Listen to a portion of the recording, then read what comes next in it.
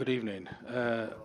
A big punishment almost, you know, you were punished for everything you did, all the effort that you put in. It wasn't perfect because we didn't get the target that we wanted to achieve, but almost, wasn't it? Yeah, that's true. You've got to take into account that games last 90 minutes, and you've got to be on it for 90 minutes, especially against teams that aren't going to forgive you or let you off. Results, you always judge everything by the final score. It was a wide scoreline. When we were at moments during the first half, we got in their box, we were close, we were pushing and pressing high. We felt like we had half a chance when it was 1-0. You know, it was good to get ahead in the second leg, but then, above all, in the last 10 minutes, we were poor towards the end of the second half, those last 10 minutes.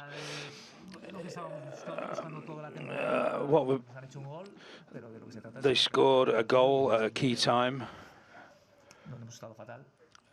We've not been that bad, though, you know. They scored 3 more goals when our form dropped a little bit. It was almost like a walk in the park for them at the end, but we know it wasn't like that. You know, if you were out there on the field, it's not been easy for them in the first leg or the second. We congratulate United.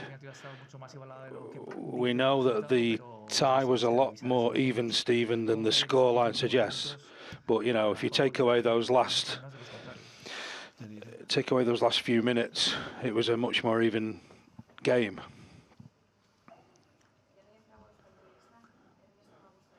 I'd like to know what's the dressing room? What the dressing room been like, and what sort of apprenticeship has it been for a lot of the younger players? From this start of the season in this competition, we've been learning all the way. We always had the hope of arriving at the final in our own ground. You know, it was a big incentive having that final in Bilbao, and that was our big hope and desire. We want to go step by step. I think we've had a great tournament overall, but when you get moments like this against really strong sides, decisive moments, you know, we kind of gave in a bit in the end, you know. We conceded at key times, both in the first leg and tonight. You know, it's a big scoreline, home and away. We knew it was an upward slope coming here, but we didn't want to come here with the big disadvantage that we had. We gave everything. I think a lot of players, it was the first time that they played in European competition. We've not been in this tournament for a while ourselves. People learn from these things, and they use them as motivation as well. It's true that kind of it all collapsed a little bit towards the end. The team wasn't great towards the end. Can you put it into perspective? Getting to the semi-final, it's okay, isn't it? It's a reasonable. The reality is, for us, it's a big success, relatively speaking. Being able to get this far and take part in a semi-final. That's a fact in itself, an achievement in itself. But obviously you want to achieve more, you wanted to get all the way to the final. But what are the feelings at the moment? Feelings at the end of the game, obviously that wasn't great, but it's been a fantastic tournament. I think we've done well right from the beginning, back in September. I'm a bit annoyed. We've got this kind of bittersweet feeling because of what happened in the last 10 minutes. You know, we would have gone away from here a lot more happy if that hadn't happened. Knowing that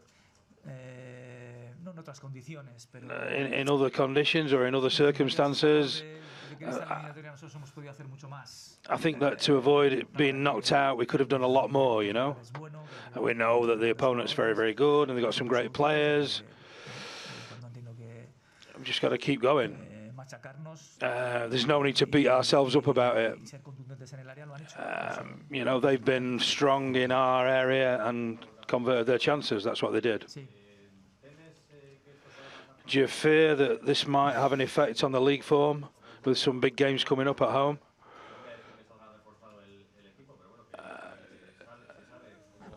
how are we going out of the match here? Will the 4 league games left? How will the morale be after this? No, I think for sure. Whenever you're knocked out, it's always painful because you always have that hope that's shattered, and you always want to carry on and continue in the tournament, but only one team can win. We've got some big challenges ourselves in the league at home and stuff that we want to achieve. Sunday we've got a really big game against Alaves. We're in 4th place and we want to play in the Champions League next season, if it's possible. Is it easy after being knocked out like that? But do you think that the team really stamped their personality on the game? Would you say pride is a word you could use for this performance?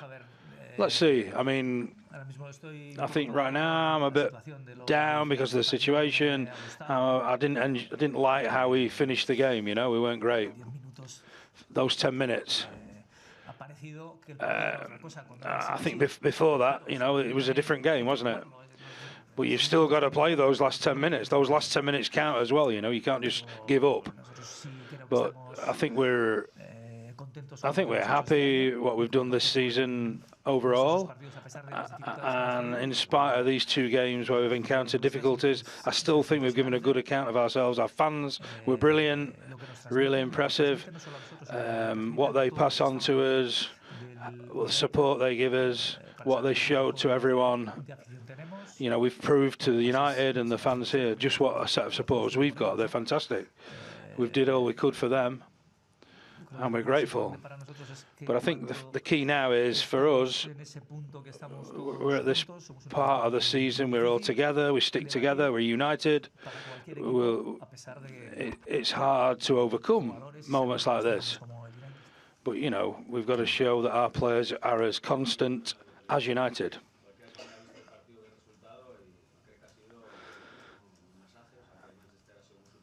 I think Manchester were very... it was even Steven up to the 70th minute, but then after that, the first sort of chance they had, they equalised on the night. Partly, I understand what you're saying, but we always had this big desire and hope to get to the final. And then with that equaliser, it almost like it was slipping out of our hands, you know. Well, that's just another facet of football, isn't it? You concede, you've got to reset and try and respond. I think that we didn't give up, we didn't drop our shoulders, we didn't let our heads get down. But maybe we weren't pressing quite as high up the pitch, we were losing a lot of the duels and the tackles. You know, we tried to score to make it 2-1 again after they equalised, but when people like Garnacho is a great player, but when you get Amad Diallo coming on, it freshened everything up, you know, and I think made the difference.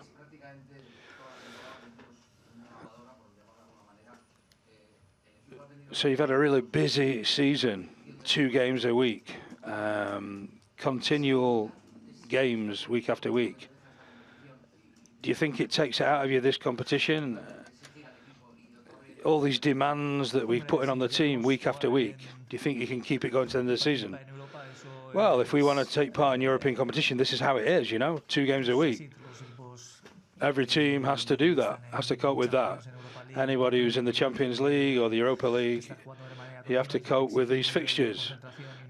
Demands high levels of concentration, fitness, and a mental approach to focusing on your bigger picture and your larger objectives. Manchester United are a team that are classically in the Champions League, and you know, and they can maybe have certain players playing at 70%, and they can still win games. The strength of the squad that they've got. We've got to be united together. We've got to battle, fight hard. You know, physically, we're starting to feel it a little bit. We've got those injuries, people who weren't here tonight. You know, the mental approach as well is important. We've got to stay strong mentally. There's lots of games. Well, it is what it is. We're in this competition. We've got to cope with it.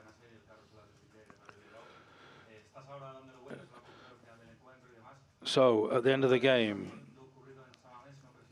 do you think San Mamés was the key? Conceding 3, the sending off. Yeah, I think the key to the tie was in San Mamés. It was won there, really. You know, we didn't convert our chances at the beginning of the game last week, and then we conceded. We had the man sent off. It meant that we had to really change our tactic when we were playing away from home. We had to go for it here. You know, it was a fair result, but it was one that was tough to take and hard to react to.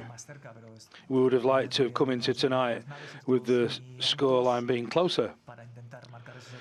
You know, we were trying all we could tonight to get that second goal, which would have been vital. But I think, yeah, the first game was decisive.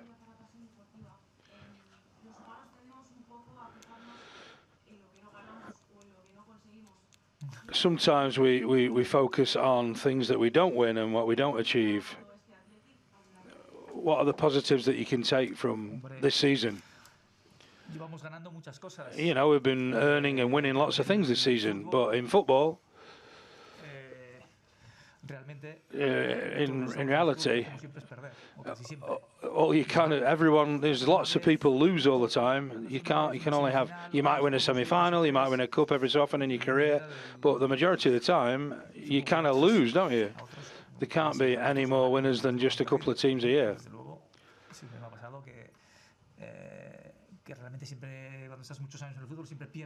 You know, if you spend a lot of years in your football career, you end up losing more games than you win.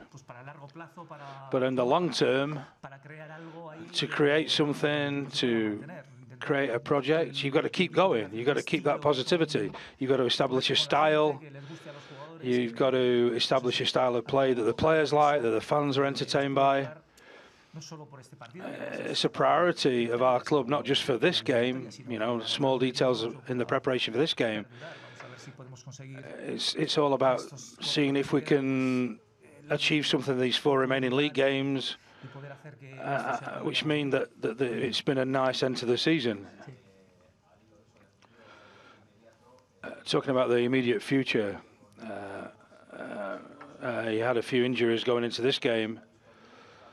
Prados seemed to be badly injured at the end. How is he?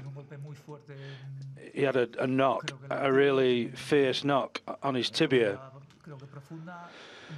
I don't know how serious it is, but it's only had a quick look as he came into the dressing room. We've got to have tests, but it does look quite serious.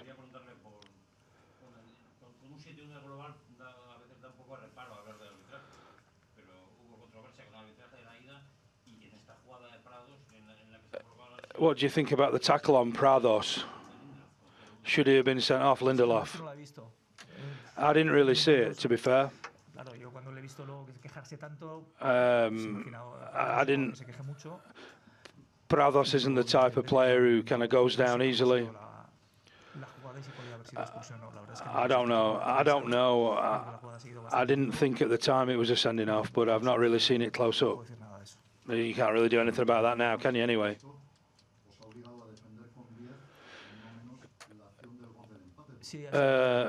We had to defend with only 10 players when it was the equaliser because we had the player down injured. Apart from like 7-1 scoreline, what about the refereeing in both games? I could say stuff. I mean, you know, you could take an opinion that all the controversial decisions were in favour of Bilbao, and the Manchester people will say that all are in favour of them. It was in the build-up to the equalising goal that there was a player down injured. I will look at it on